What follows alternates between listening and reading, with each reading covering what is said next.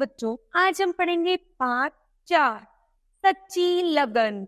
जैसे आप यहाँ पे चित्र में देख रहे हैं, किसी का पैर नहीं है, किसी की टांग नहीं है, किसी का हाथ नहीं है, लेकिन फिर भी वो अपनी लगन के साथ लगे हुए हैं और अपने लक्ष्य को साध रहे हैं। अर्थात यदि हमारी लगन सच्ची हो तो हम कोई भी लक्ष्य को आसानी से पार कर सकते हैं। चलिए पढ़ते हैं कहानी को। सपनों को पंख देने के लिए हौसलों और हिम्मत की जरूरत होती है।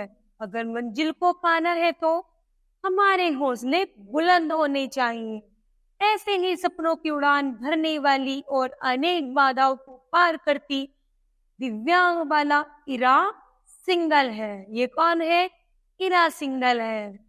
इरा एक दिव्यांग महिला है जो स्कॉलोसिस नामक बीमारी से जूझ रही है, जिसके कारण रीढ़ की हड्डी प्रभावित होती है। स्कॉलोसिस एक बीमारी है जिससे हमारी जो रीढ़ की हड्डी होती है वो डैमेज होनी शुरू हो जाती है और उससे बाजू की गति ठीक नहीं हो पाती। इसके बावजूद इरा ने अपनी स्कूली शिक्षा संपन्न की।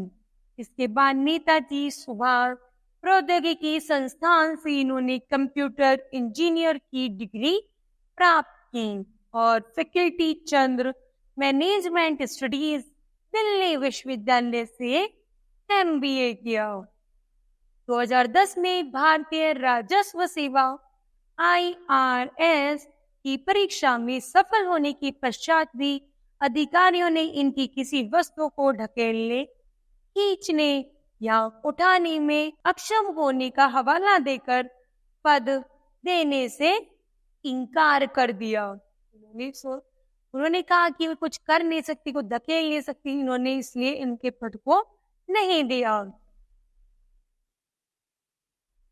शीर्ष प्रशासनिक पद संभालने वाली पहली दिव्यांग और यूपीएससी टॉपर इरा कहती है कि हमारा समाज दिव्यांगों को बेबस, लाचार और कमजोर समझता है। लोग फिजिकल डिसेबिलिटी, शारीरिक दिव्यांगता को मेंटल डिसेबिलिटी, मानसिक दिव्यांगता मानकर दिव्यांगों को बेचारा समझने लगते हैं। अर्थात वो शारीरिक अपंग होती है, उनके शरीर अपने हाथ पैर की कमजोरी होती है, बल्कि उनकी मानसिकता में कोई कमी नहीं होती।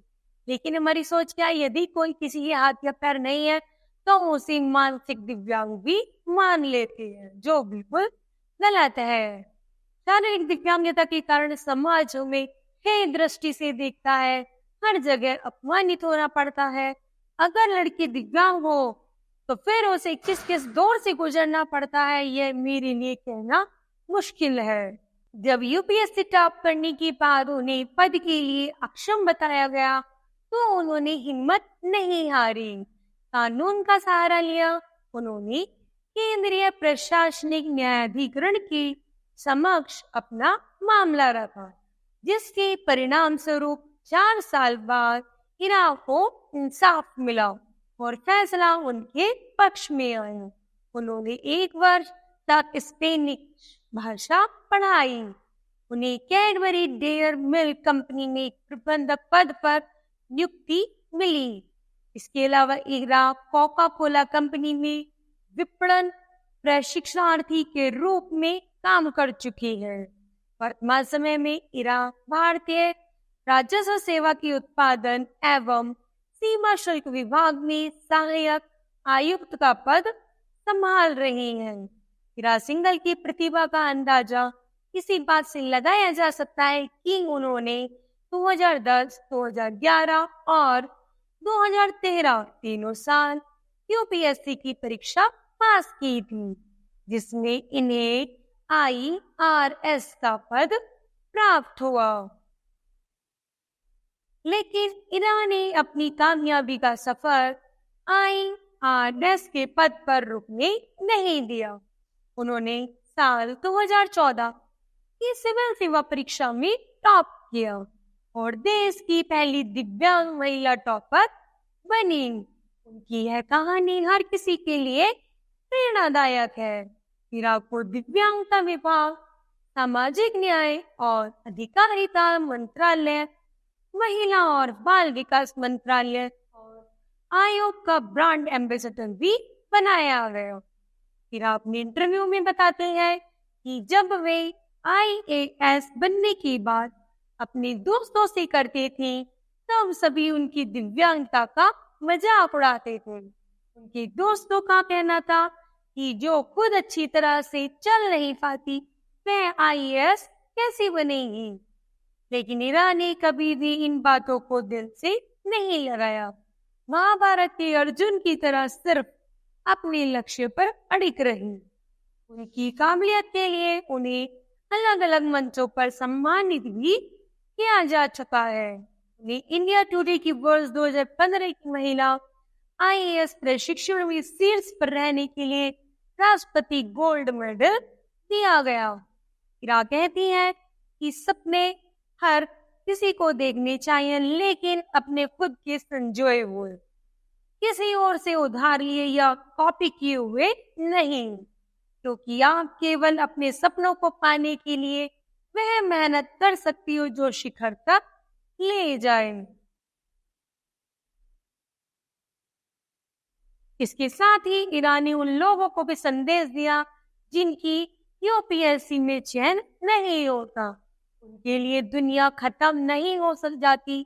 इसके आगे पीछे भी बहुत कुछ है, उस पर ध्यान दीजिए। एक परीक्षा आपके वजूद का निर्धारण नहीं कर सकती, अर्थात ऐसा नहीं है यदि तुम एक परीक्षा में फेल हो गए हो तो तुम कभी जीवन में सफलता नहीं पाओगे, ऐसा नहीं है। बल्कि कोई भी परीक्षा, कोई भी एक परीक्षा आपके जीवन का निर्धारण नहीं कर सकती। सीधे रास्ते मिल जाए मंजिल, ऐसा कोई फसाना नहीं देखा। जिसे प्यास हो मंजिल की, उसकी जुआ पे बहाना नहीं देखा। यूं ही काट के जिंदगी जो रोज मरते हैं लाखों, बदल दे परिभाषा जो जिंदगी की। कमजोर दिल में वो इरादा नहीं देखा।